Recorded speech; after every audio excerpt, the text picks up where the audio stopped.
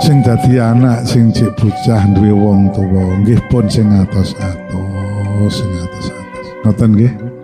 Apa meneh sing duwe cek wong tuwa urip bareng ngoten niku. Iku ya dadekake reget. Mergo kadang-kadang niku kala wingi kula angsal curhatan niku ketidakcocokan antarane wong tuwa karo anak walaupun niku kaya-kaya anake bener.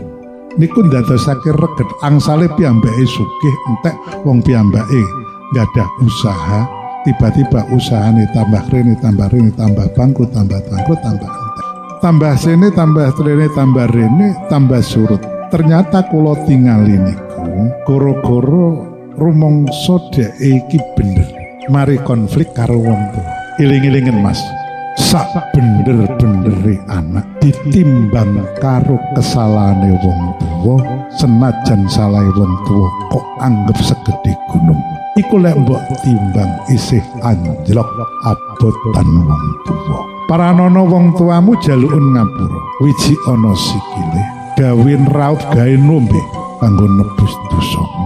Ya bener aku ngerti apa sing mbok lakoni iki bener. Wong tuamu salah, tapi ku mau sak bener-benere anak ditimbang karo kesalahane wong tuwa iku isih jomplang abotan wong tuwa. Iki dawuhe para sepuh masaih kabeh padha.